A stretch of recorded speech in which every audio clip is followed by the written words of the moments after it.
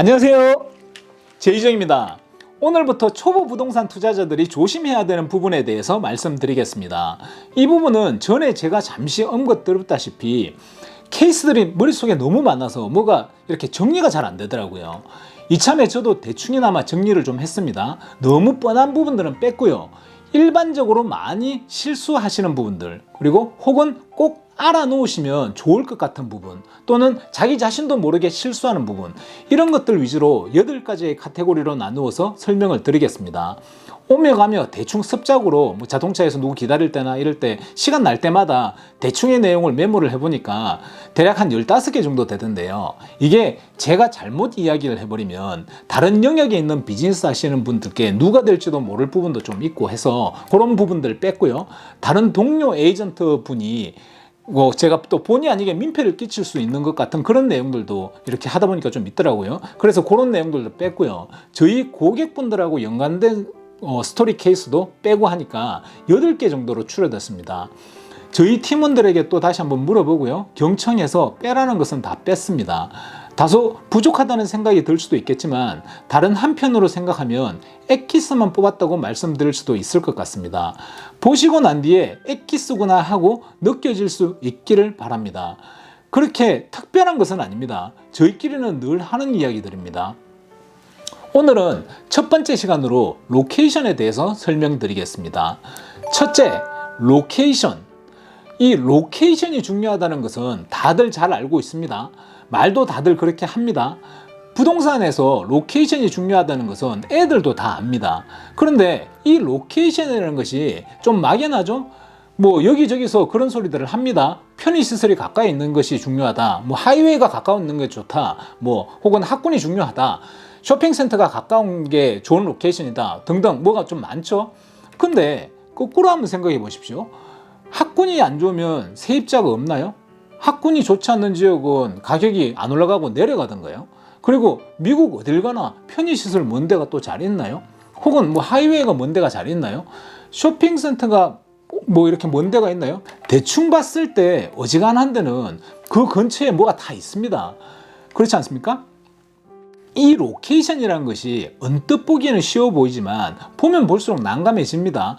부동산을 소유하고 있는 사람들에게 물어보면 다들 자기 사는 데가 제일 좋다고 합니다. 그렇다고 이 로케이션 문제를 너무 쉽게 생각하는 것은 당연히 더 큰 문제를 만들 확률이 높죠. 우리가 로케이션이 좋은 곳을 찾는 이유는 풍부한 세입자가 필요하고 이왕이면 집값이 다른 지역보다 더 쉽게 올라가는 것을 기대하기 때문입니다. 사실은 그게 다죠. 세입자가 풍부하고 집값이 올라가는 가장 근본적인 이유는 인구 유입도입니다. 인구 유입도와 직결됩니다. 사람이 많이 오는 데는 보통의 경우 항상 세입자가 풍부하고 집 가격이 올라갈 확률이 높습니다. 당연하겠죠. 다시 말해 로케이션이란 사람이 만드는 것이란 이야기입니다. 그래서 사실은 로케이션을 생각을 하면 지도나 쇼핑센터 위치, 학군 이런 것보다 우선 사람을 생각해야 한다는 것입니다. 사람의 흐름이 어디로 얼마나 가느냐가 중요하다는 거죠. 예를 들어 제가 이그젬플 하나 가져왔습니다. 이 집을 보면요, 여기 보면 나이대가 50대 후반인 사람들이 많이 들어가죠. 50대 후반의 사람들이 많이 찾는다는 것입니다. 인컴은 72,000 정도 되는 사람들이 산다는 것이고요. 파퓰레이션, 그러니까 인구 증가치는 0.14%라는 것은 인구 유입도가 증가하거나 많이 빠지는 지역은 아니라는 것입니다. 그렇다면 이 집은 인플레이션 정도 수준으로 조금씩 천천히 물가에 맞게 올라갈 확률이 높다는 거죠. 세입자도 항상 평범한 수준으로 있을 것이고요. 그러니까 이게 이런 거예요. 고평가되어 있는 것도 아니고 저평가되어 있는 것도 아니죠. 이 동네 같은 경우는. 대체적으로 50대 중후반의 사람들이 온다는 것은 애들을 다 키워놓고 혹은 막둥이 하나 정도 남겨놓고 은퇴를 고려해서 이 집으로 사람들이 오고 있다는 거죠. 사람이 모이는 지역도 아니고 그렇다고 막 빠지는 지역도 아닌 것입니다. 그러면 여기는 형성되어 있는 마켓 가격에서 앞으로 크게 변동성이 있을 확률은 적다는 것입니다. 한국의 부동산 중개업자분하고 이야기를 해보면 역세권 이야기를 많이들 하실 것입니다. 그 이유는 그만큼 역세권을 여러 가지 이유로 찾는 사람이 한국에서는 많다는 이야기입니다. 미국의 부동산 에이전트 분들과 이야기를 해보면 역세권은 이야기를 안 하죠. 그렇게 이야기하시는 분들이 없죠. 그만큼 미국은 역세권을 찾는 사람이 없다는 이야기입니다. 자동차와 비행기가 활성화되어 있으니 미국의 많은 도시가 역세권이 필요가 없죠. 한국의 역세권의 가치는 한국의 매수자들이 만드는 것이고요. 미국의 역세권의 가치는 미국의 매수자들이 만드는 것입니다. 지도를 볼 것이 아니고 사람을 봐야 한다는 거죠. 학군 이야기들 많이 하죠. 학군이라는 것이 학교에 높은 동양 사람들이 들어와서 생긴 거라고 생각하시는 분들이 좀 계시던데요. 그렇지 않습니다.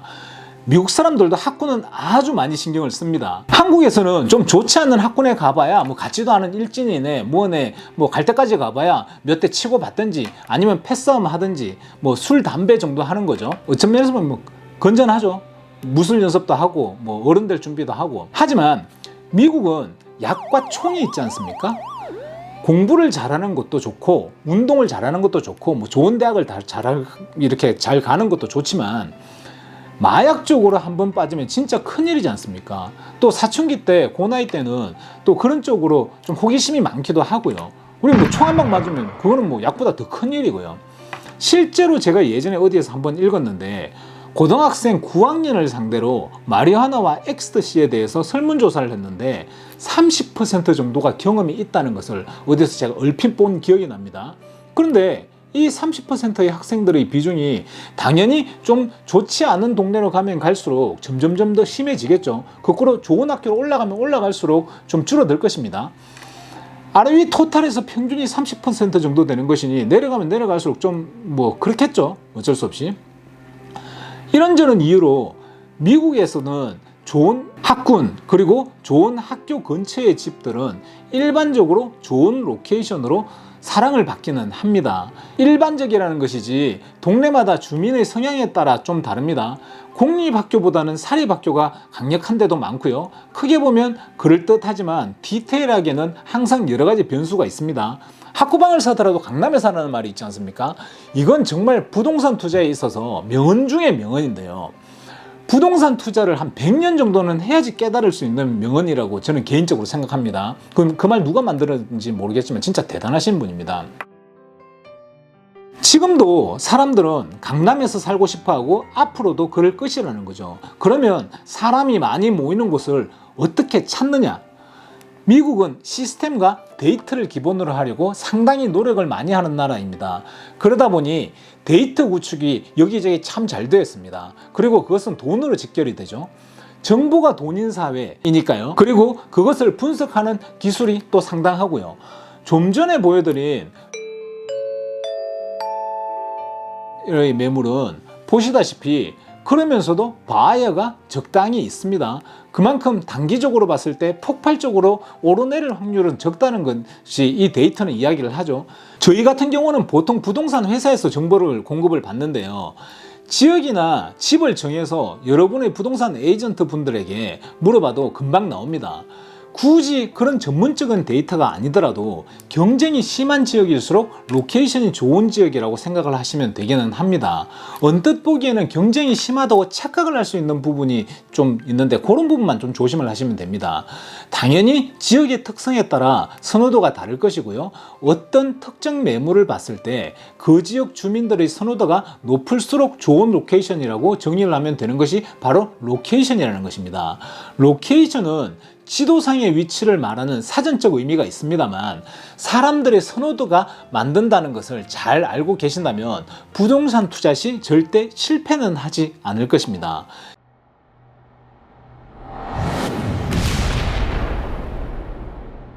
오늘은 초보 부동산 투자자들이 조심해야 되는 8가지 중 2번째 시간입니다. 지난번에 로케이션에 대해서 말씀드렸습니다. 오늘은 2번째로 금전적인 문제 때문에 잘못 결정하는 부분에 대해서 말씀드리고자 합니다.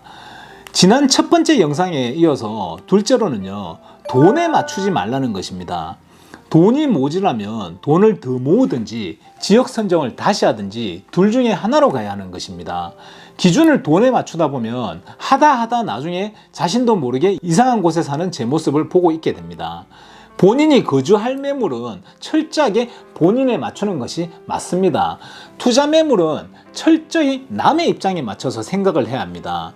사람들이 많이 찾는 로케이션에 맞춰야 한다는 거죠. 원하는 A 지역의 로케이션이 본인의 자본과 맞지 않으면 지역을 가격이 조금 낮은 B 쪽으로 낮출 필요가 있습니다. 지역이 좀 좋지 않은 지역에서도 그 지역 사람들이 원하는 인기 있는 로케이션은 항상 존재합니다. 그것을 공략하면 됩니다. 명심하십시오. 내가 원하는 집이 아닙니다. 이 지역에서 많은 사람들이 원하는 로케이션, 이 지역에서 이사 오고 싶어 하는 사람들이 선호하는 로케이션으로 가는 것이 맞습니다. 앞의 영상을 한번 참조해 주시기 바랍니다. 집을 팔려는 상대 쪽이 바이어들이 선호하는 그런 지역이 있을 것이고요. 테넌트들이 원하는 지역이 있을 것입니다. 부동산은 있지 않습니까? 상대방의 입장에 서서 생각을 해보는 자세를 항상 기본에 깔고 반응을 해야 됩니다. 그래야 실패를 하지 않을 수 있습니다. 내가 살 때 파는 입장이 있을 것이고요. 내가 셀러일 때는 바이의 입장을 고려해야지 좋은 결과를 만들 수 있습니다.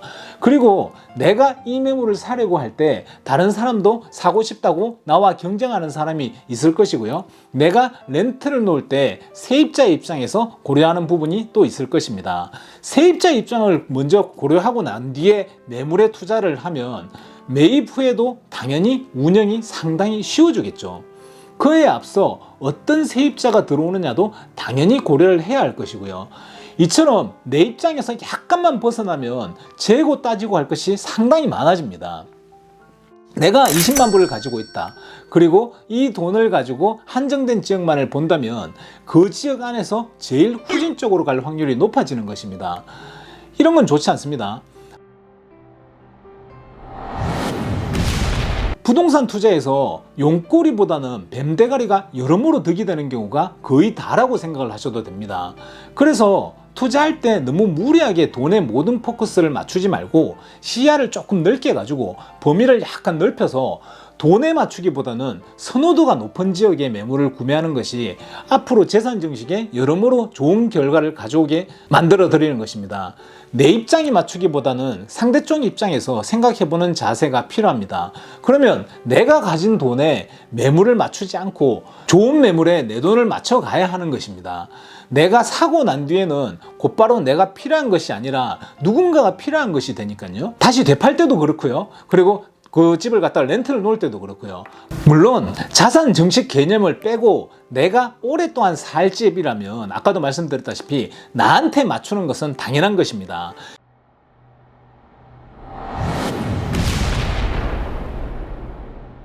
초보 부동산 투자자들이 조심해야 하는 8가지 중 3번째 시간입니다. 지난번에 이어 오늘 3번째로 말씀드리고 싶은 것은 멀리 있는 매물도 항상 옵션에 넣는 것이 좋다라는 것입니다. 미국은 큽니다. 캘리포니아만 하더라도 남한과 북한 합친 것의 2배라고 하죠. 50개의 주를 다 합치면 사실 상상을 초월하는 사이즈입니다.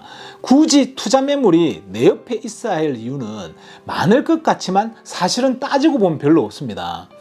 급하면 갈 수 있어서 좋다고들 하시는데 그러면 자 이렇게 한번 생각을 해봅시다. 제가 사는 얼바인에 우리 집 바로 옆집에 투자 매물이 있어서 렌트를 주고 있고요. 알래스카 앵커리지에 저 멀리에 그 앵커리지에 렌트를 주고 있다고 가정을 해봅시다. 알래스카는 뭐 대륙에서 어디에서든지 간에 이렇게 좀 멀리 떨어져 있는 것 같으니까 이게 참 좋은 예인 것 같습니다. 어느 날 갑자기 양쪽 집에서 같이 보일러가 터졌습니다. 옆집은 가볼 수도 있고 못 가볼 수도 있습니다. 알래스카 앵커리지에는 못 갑니다. 일단 추운 거 별로 안 좋아하고요. 거기는 뭐 백야, 극야가 있어가지고 보통 뭐 계속 밤이든지 계속 낮이든지 막 그렇지 않습니까? 저는 또 어두컴컴한 거 딱 질색입니다. 무조건 막 좀 화내야 됩니다. 보일러를 새 걸를 가는데 1200달러면 되는데 비행기표 500에 뭐 호텔비 500에 뭐 식비 500에 투자를 해가지고 그거 가는 자체가 사실 미친 짓이죠. 뭐 간 김에 낚시나 하면 오고 뭐 모를까 뭐 그런데 저는 사실 먹는 거는 어마무지하게 좋아하는 무슨 얘기냐면 더한 일이 있어도 나는 거기에 투자해 놓고 거기에 무슨 일이 있다고 생각치더라도 안 갈 거라는 이야기죠. 어쨌든 양쪽 다 관리해주는 사람이 있다면 관리자가 보일러 전문가, 그러니까 HVAC 라이센스가 있는 사람을 불러서 고칠 것입니다. 양쪽 다 관리해주는 사람이 없다면 얼바인의 옆집은 내가 가서 보고 그 HVAC 라이센스를 가진 사람한테 전화를 해가지고 불러서 고칠 것입니다. 앵커리지에 있는 집은 당연히 안 가보고 HVAC 라이센스가 있는 사람을 불러서 고칠 것입니다. 앵커리지에 있는 집과 우리 옆집에 내가 할 수 있는 거는 뭐가 달라지나요? 결과적으로 내가 할 수 있는 건 없고 라이센스가 있는 전문가를 불러서 고치는 것이 내가 할 수 있는 일의 전부입니다. 자, 그러면 도대체 내가 그 매물이 내 근처에 있는 거하고 없고하고 무슨 큰 상관이 있습니까? 아무런 상관이 없는 것입니다. 어차피 라이센스 있는 사람을 불러서 고칠 거 고치는 것입니다. 뭐 그런 건 좀 있겠죠. 옆집이면 세입자가 계속 옆에서 바로 불평을 하니까 그걸 옆에서 들어야 되는 난감함은 좀 있을 것 같습니다. 본인이 뭐 핸디맨이라든지 무슨 그런 쪽으로 특별한 재주가 있고 라이센스가 있다든지 이렇다 그러면 뭐 직접 할 수 있는 경우에는 근처에 있는 것도 나쁘진 않지만 그렇지 않은 이상에는 별 크게 상관이 없다는 것입니다. 어차피 얼바인이나 앵커리지나 세입자 구하는 것은 리얼터가 해주는 것이고요. 그리고 공사를 하든 뭘 고치든 대충 지역에 정해진 가격이 있을 것이고요. 보통의 경우는 그 지역의 리얼터들은 그런 분들을 몇 명 잘 알고 있습니다. 모든 일은 라이센스 있는 사람한테 전화해서 라이센스 있는 전문가가 가서 알아서 하는 것이고요. 우리는 돈 내는 거고요. 매물의 주인장이 원하든 원치 않든 사실은 그럴 수밖에 없죠. 가까이에 있든 멀리 있든, 그죠? 원론적으로 보자면 부동산 투자자는 끝에 가서 두 가지를 봅니다.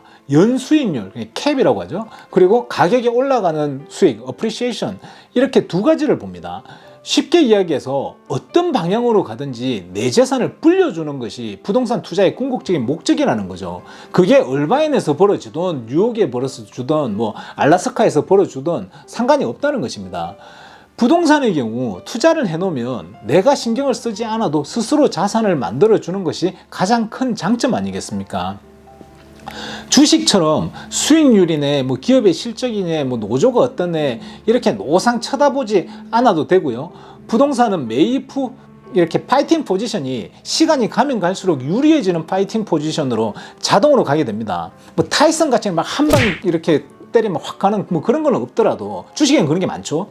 근데 부동산 투자 같은 경우는 12라운드를 갖다가 뭐 어떻게 하든 끝까지 버티면 무조건 이기는 게임이죠. 참 계속 도망만 다녀도 됩니다. 그 안에서 링 안에서 계속 도망만 다녀도 그래도 12라운드만 버티면 이기는 게임이죠. 그리고 링 밖으로 살짝 나갔다 들어와도 되고요.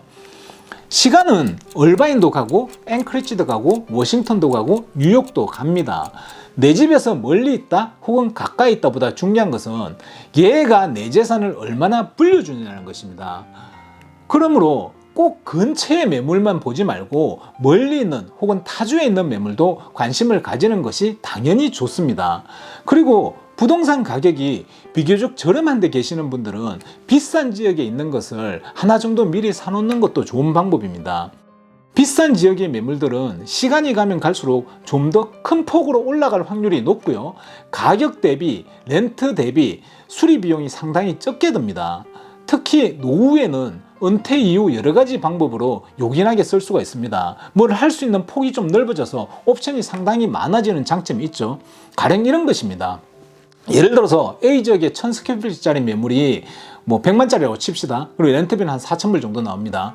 B지역은 1000스퀘어핏인데 가격이 20만인데 렌트비가 한 1,000불 정도 나옵니다. 수익률은 B지역이 훨씬 더 좋죠. 양쪽 다 페이먼트는 세입자가 내어주는 것이고요. 어느 기간이 되면 페이오프가 될 것입니다. 사이즈가 비슷하니 뭐 공사 비용은 거기나 좀 비슷하게 들어갈 것이고요. 20만짜리도 공사 비용은 2만 불이 들어가고 100만 불짜리도 공사 비용은 2만 불이 들어가겠죠. 같은 사이즈의 비싼 집이 유지비에서는 엄청나게 훌륭한 것입니다. 페이오프가 되었을 때 A지역의 집이 100만짜리가 200만 불이 되어 있다 그러면요. B지역의 또 20만 불짜리가 40만 불짜리가 되어 있을 것입니다. 보통의 경우에 올라가는 것은 퍼센테이지로 비슷하게 올라가니까요. 대충의 가정을 일단 그렇게 잡고요.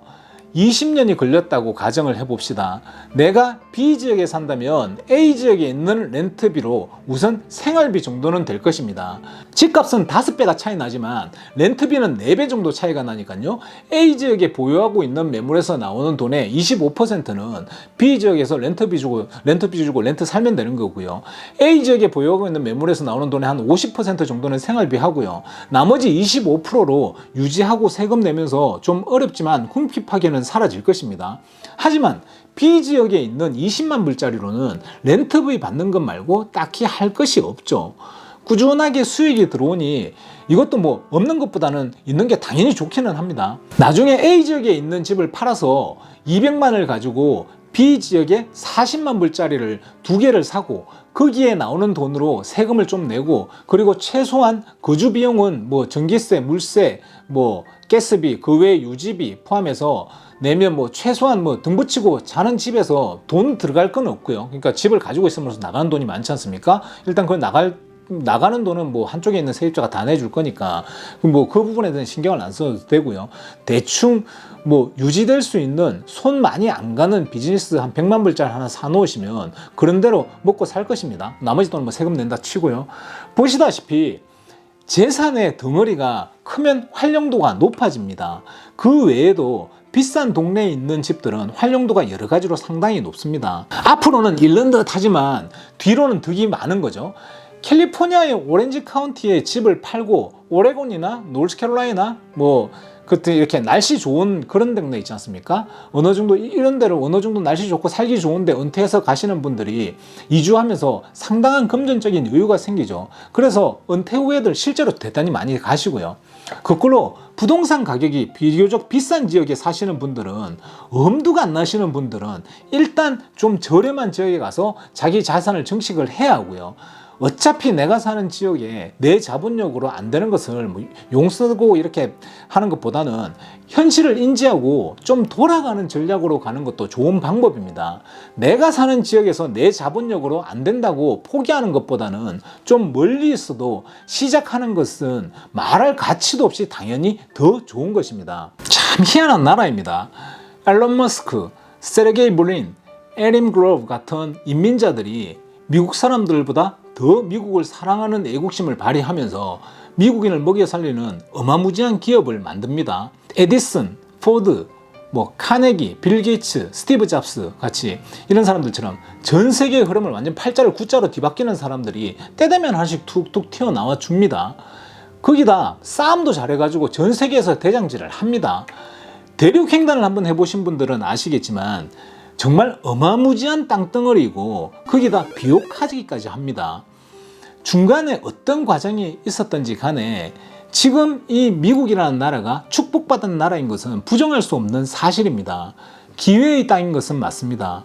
우리 옆집만 기회의 땅이라고 옆집만 사야 한다고 생각한다면 시작부터 오류를 범하는 것입니다. 우리의 자산을 불려주고 우리의 노후를 편안하게 해줄 기회의 땅은 조금만 더 생각하고 계산해 보면 어마무지하게 넓고 비옥한 땅이 여러분들을 위해 기다리고 있습니다.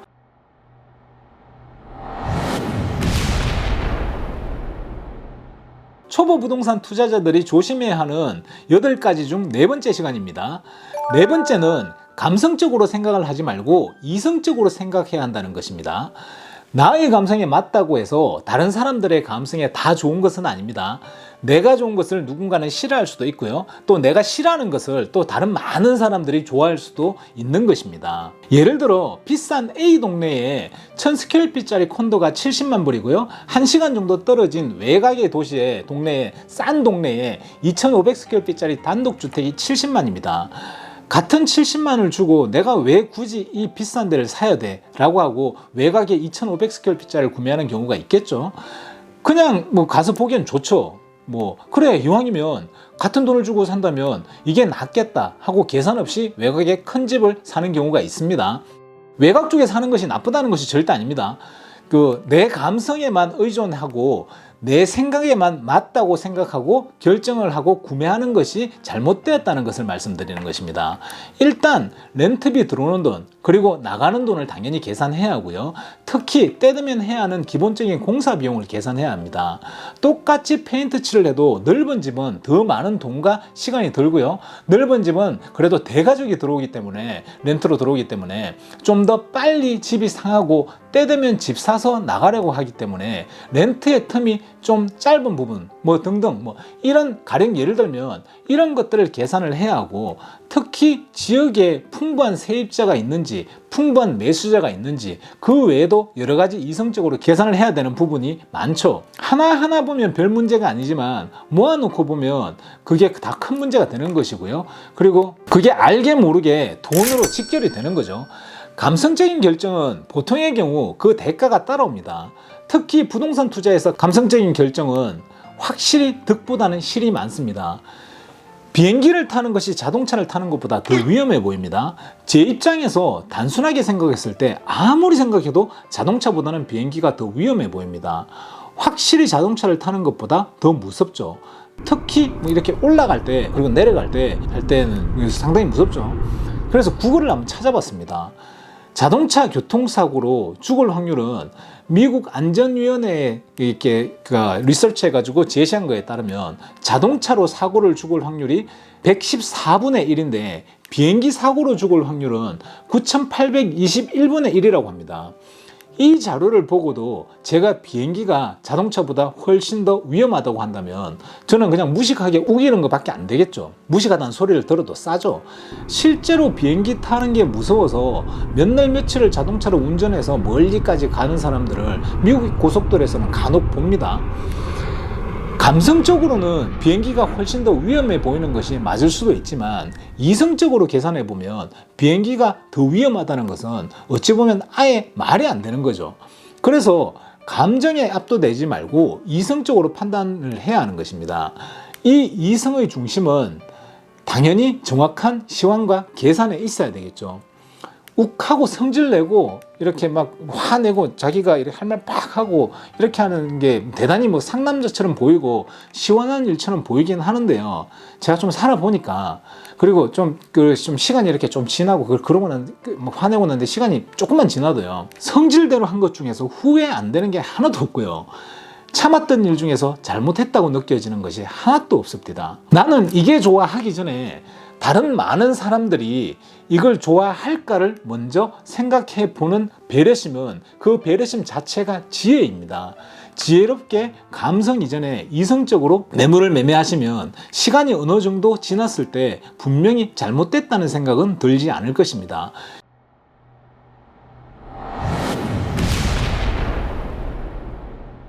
초보 부동산 투자자들이 조심해야 하는 8가지 중 5번째 시간입니다.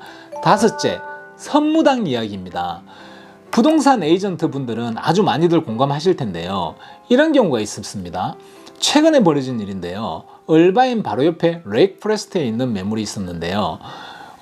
오퍼를 넣고 받아서 135만원 에스크로를 열기로 했습니다. 당시 아주 좋은 가격이었습니다. 비하인드 스토리가 좀 있기는 한데 여하튼 다른 쪽에 137만짜리 오퍼가 있는데도 불구하고 우리 오퍼를 받아줘서 135만에 해주기로 하고 양쪽이 사인을 했습니다.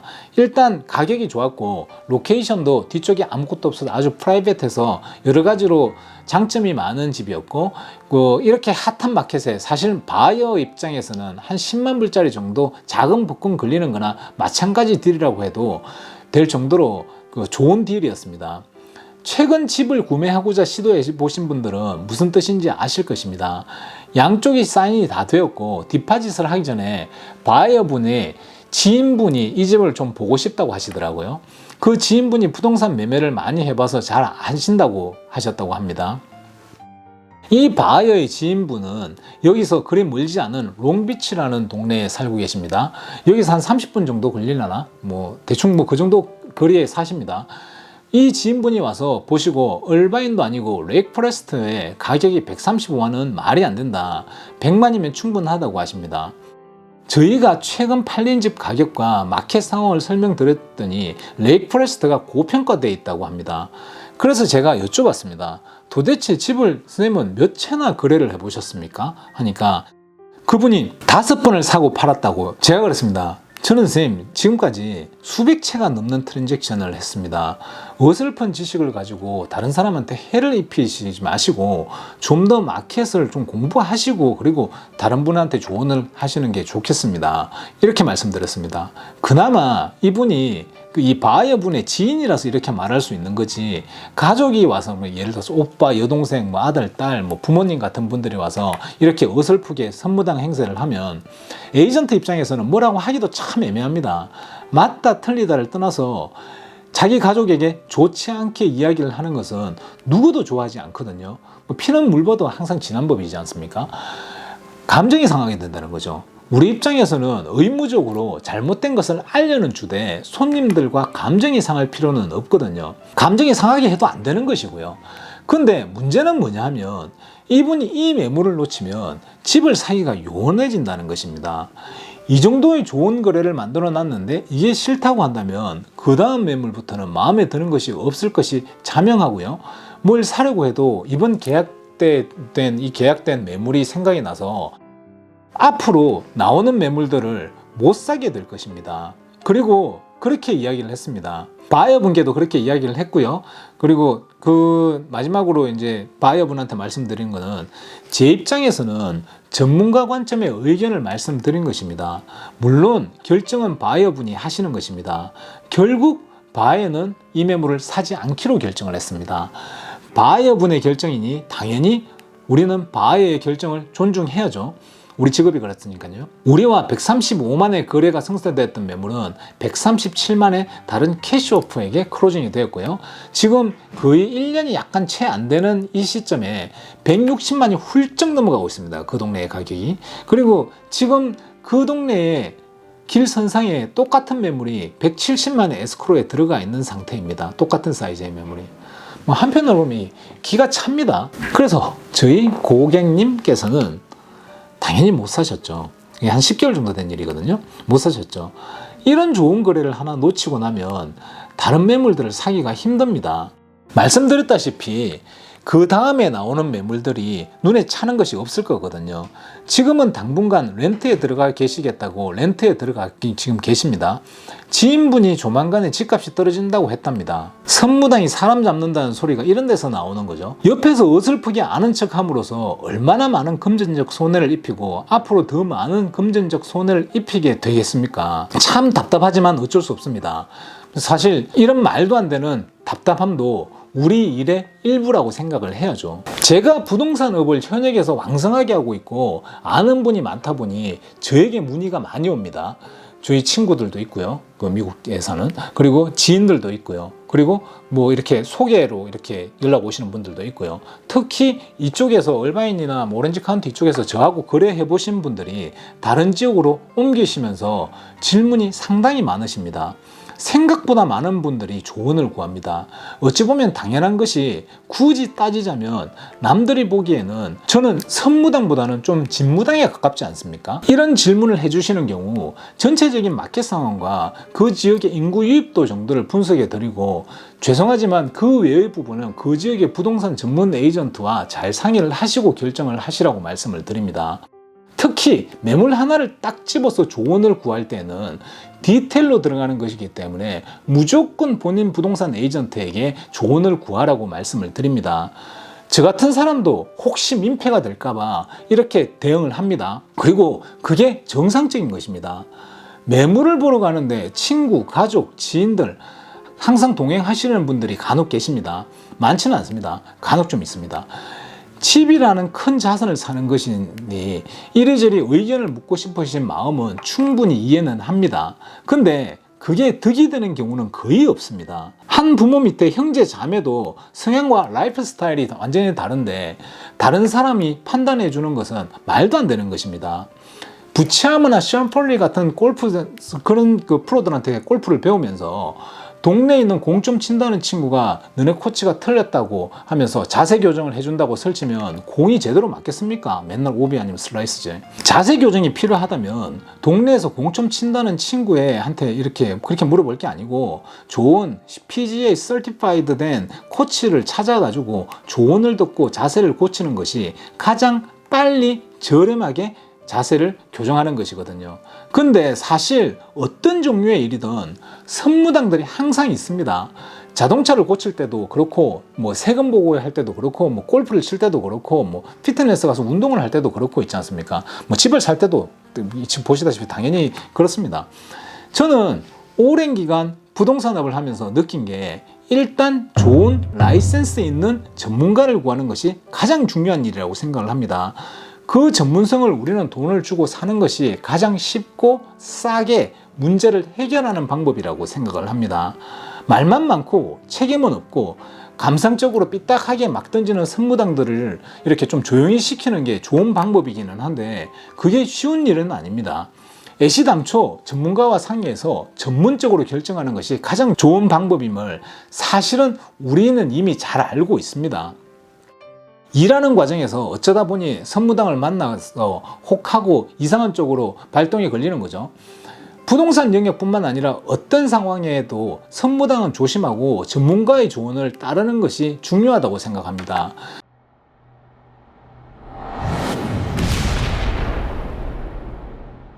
초보 부동산 투자자들이 조심해야 하는 8가지 중에 6번째 시간입니다.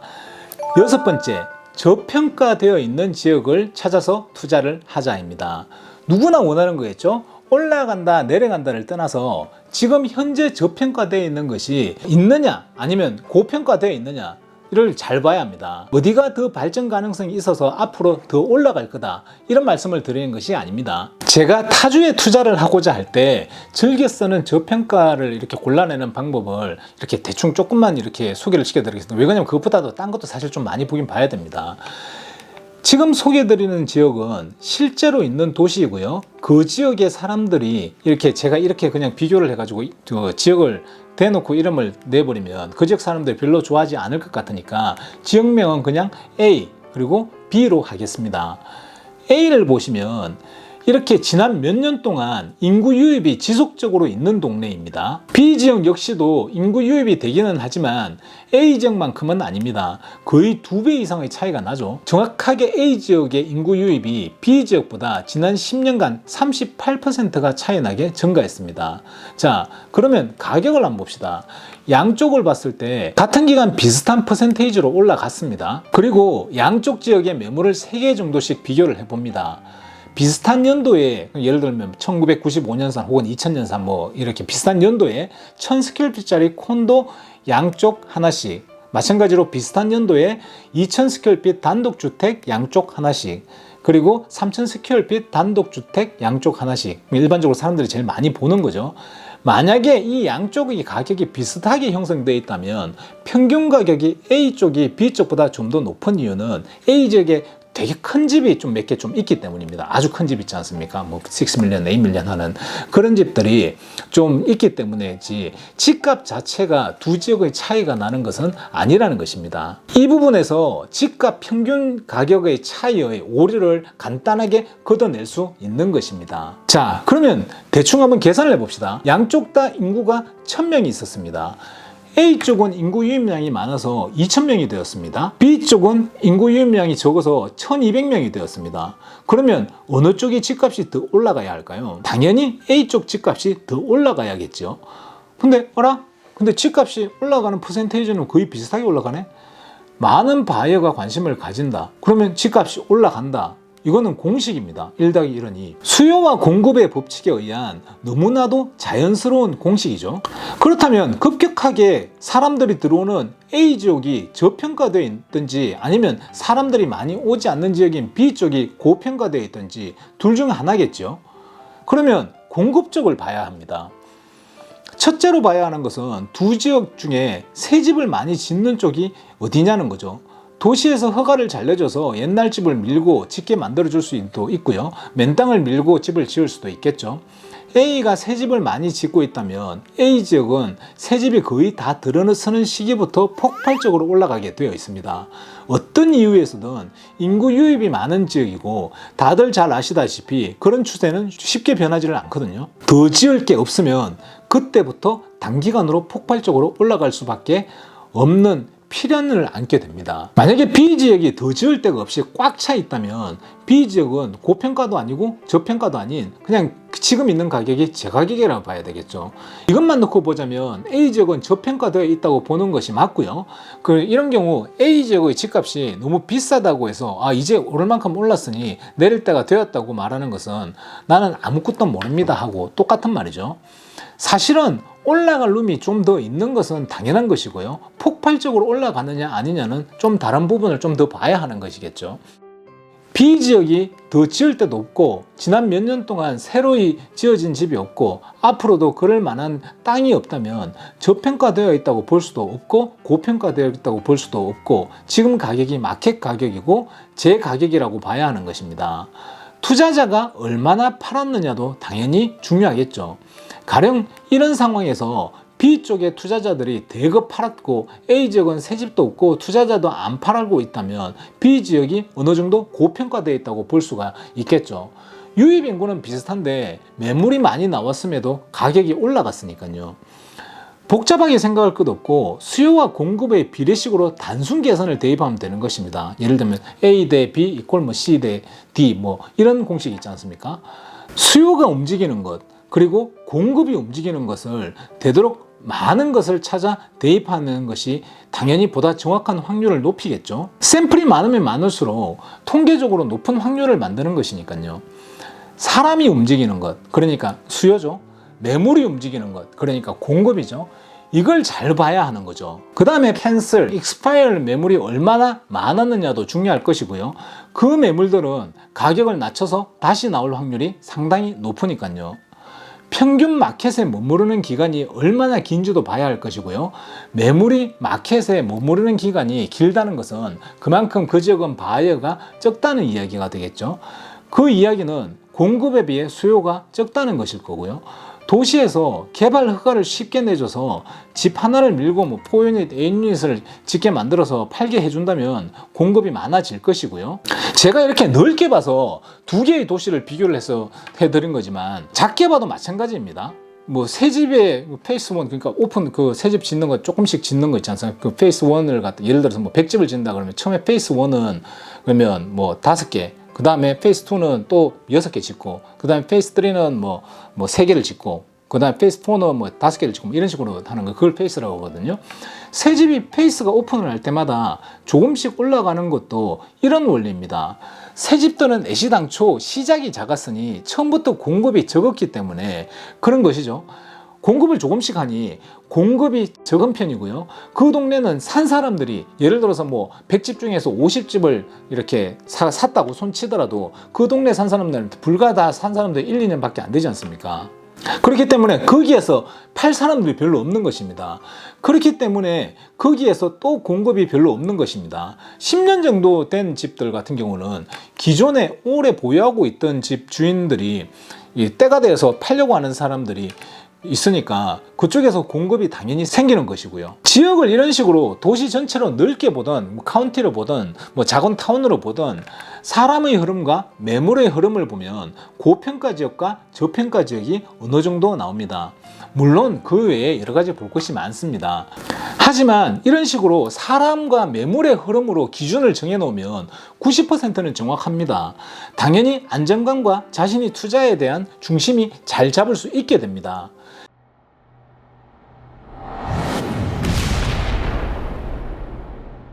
초보 부동산 투자자들이 조심해야 하는 8가지 중 7번째 시간입니다. 부동산 투자를 하다 보면 원하든 원치 않든 어쩔 수 없이 여러 종류의 사람들과 일을 하게 됩니다. 그래서 이번에는 함께 일하는 분들의 라이센스의 중요성에 대해서 말씀드리고자 합니다. 7번째, 라이센스가 있는 사람을 고용해야 되는 이유. 우리가 일을 하다 보면 가격이 좀 저렴하다고 해서 라이센스가 없는 사람들을 고용해서 일을 하시는 분들이 계십니다. 생각보다 많으십니다. 미리 강조해서 말씀드리는데 라이센스가 없다고 해서 일을 잘 못하는 건 아닙니다. 경우에 따라서는 일을 훨씬 더 잘하시는 분들도 분명히 계십니다. 이런 경우가 있었습니다. 제 친구가 새 집을 사서 욕실 공사를 새로 했는데 밑에 방습지를 깔지 않고 콘크리트를 바르고 타일을 발랐습니다. 물이 아주 조금씩 샜습니다.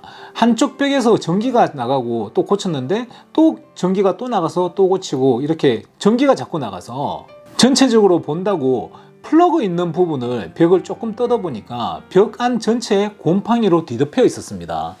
욕실 바닥에 방습지를 깔지 않았더니 욕실에서 조금씩 습기가 콘크리트를 따라 벽으로 스며든 것이었습니다. 습기 때문에 전기에 스파크가 나서 자꾸 고장난 것이었고요. 전기보다 더 큰 문제는 집안 전체를 감고 있는 곰팡이였습니다. 미국 사람들은 곰팡이를 매우 심각하게 생각하거든요. 몰드 인스펙터가 역추적을 해보니 욕실이었습니다. 그래서 공사하는 사람을 불러서 욕실을 고치려고 이렇게 불렀습니다. 공사하시는 분을. 가장 많이 젖어 있는 부분을 리플레이스 하려고 살짝 떼다 이렇게 보니까 방습지가 안 깔려져 있는 것을 발견하게 된 것입니다. 전체 다시 다 덜어내고 공사하는 비용이 견적이 대략 4만 불 정도 나왔습니다. 몰드 없애는 비용이 대략 13,000불 정도 나왔고요. 이건 사실 의도적이라기보다는 실수였든지 아니면 잘 몰랐든지 둘 중에 하나일 것입니다. 제 생각에는 실수라고 생각을 하고요. 이걸 고치러 오신 분들도 실수일 거라고 말씀을 하시던데요. 뭐 그게 뭐든 뭐 그건 사실 별로 그다지 중요하지 않습니다. 뭐 왜 그게 그렇게 됐는지 뭐 사건 사고는 어디에서나 나는 것이고요. 이걸 해결하는 것이 중요하죠.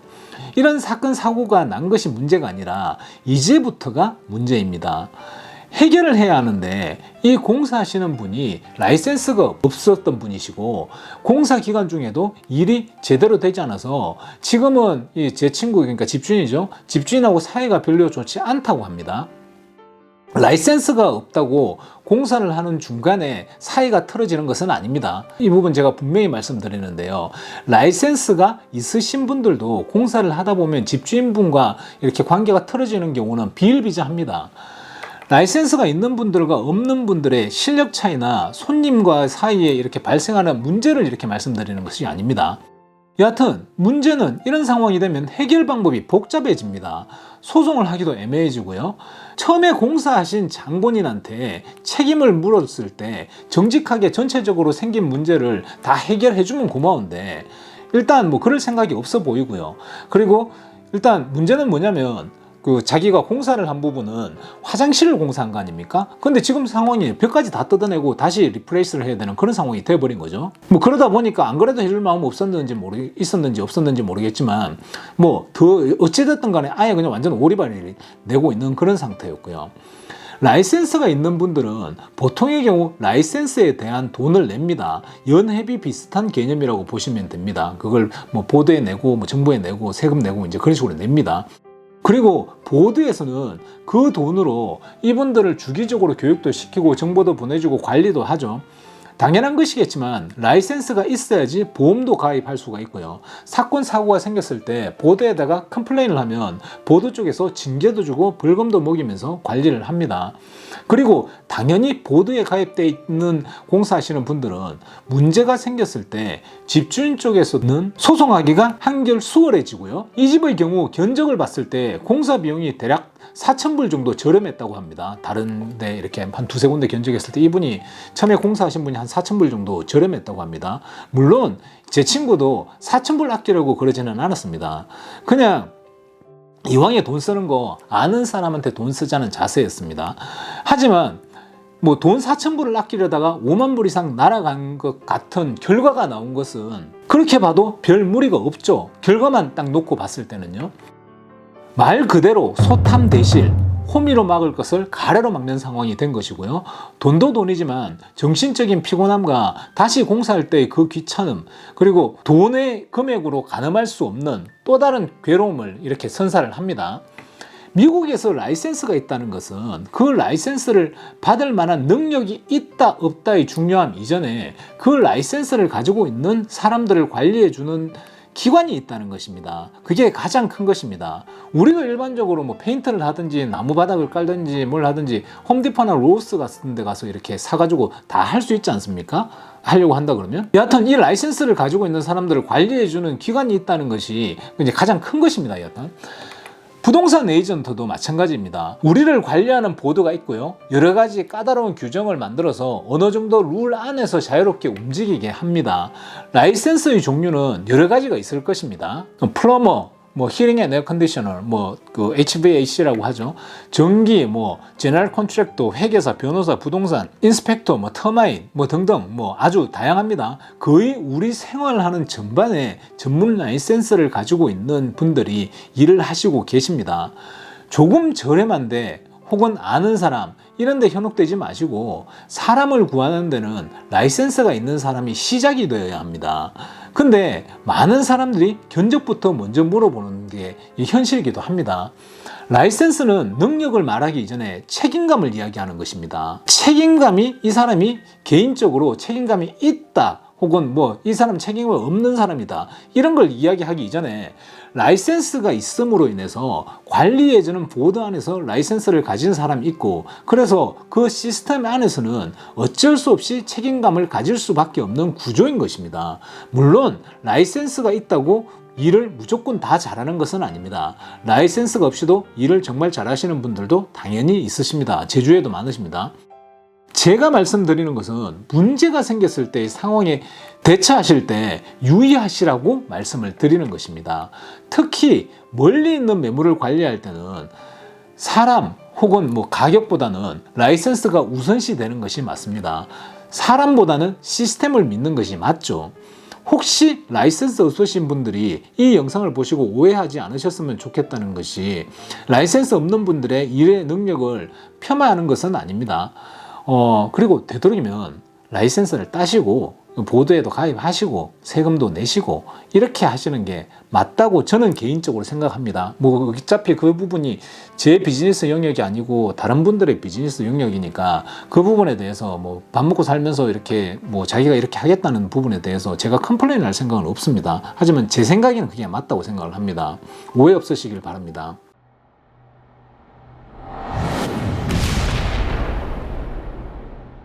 초보 부동산 투자자들이 조심해야 하는 8가지 중 마지막 8번째 시간입니다. 그동안 다양한 이메일과 댓글들을 잘 봤습니다. 그래서 블로그로 이 영상이 올라가고 난 뒤에 하나 더 만들어서 올리겠습니다. 먼저 많은 응원에 진심으로 감사드립니다. 마지막으로 8번째, 투자를 할 때 정확한 계산은 필수입니다. 이것을 모르는 사람은 없을 것입니다. 아주 많이 하는 실수 중에 지역마다 다른 점을 감안하지 않고 계산해서 문제가 생깁니다. 미국의 부동산에서 프로퍼티 텍스는 아주 큰 비중을 차지합니다. 그리고 세율은 지역마다 다릅니다. 주마다 다르기도 하고요. 카운티마다 다르기도 하고요. 동네마다 다르기도 합니다. 같은 도시 안에서도 세금이 높은 곳과 낮은 곳이 있죠. 특히 한국과 중국에서 오시는 분들의 경우 세율을 계산 안 하고 그냥 마음에 드는 것으로 샀다가 세금 고지서 받아보고 멘붕이 와서 여기저기 알아보는 경우는 생각보다 흔하게 볼 수가 있습니다. 들어오는 돈은 대체적으로 명확하게 나옵니다. 그리고 나가는 돈은 더 명확하게 나옵니다. 다달이 들어오는 돈과 나가는 돈을 명확하게 계산해야 하는 것입니다. 일단 모기지 페이먼트로 나가는 돈이 얼마인지 명확하게 알아야 하고요. 그 외에 세금, 보험, HOA가 나가는 것을 명확하게 계산을 하고 움직여야 하는 것입니다. 집을 사서 올라가는 어프리시에이션 부분도 당연히 계산을 해야 합니다. 특히 부동산 가격의 변동성이 높은 나라에서 오신 분들의 경우 상당히 고민을 많이 하시는 분들이 있습니다.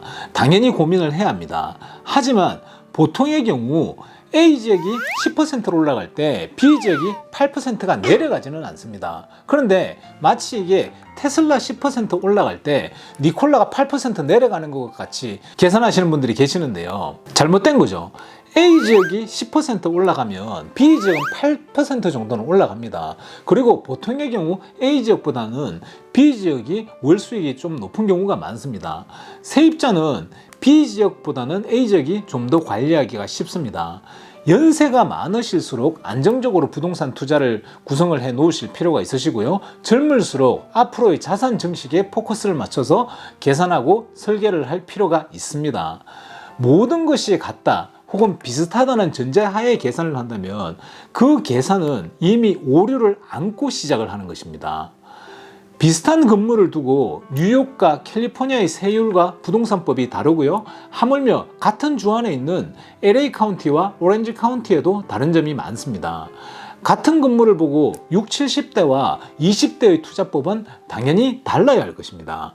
정확한 숫자를 나열하고 그 숫자를 기준으로 올바른 계산을 해야지 실패의 확률을 확연하게 줄일 수 있을 것입니다. 이상입니다.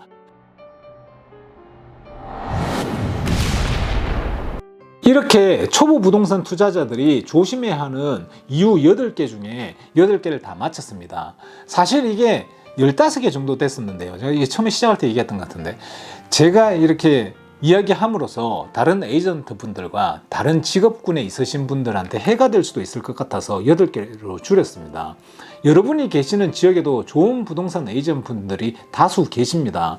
좋은 부동산 에이전트 만나셔서 꼭 원하시는 바를 이루시기를 진심으로 바라겠습니다.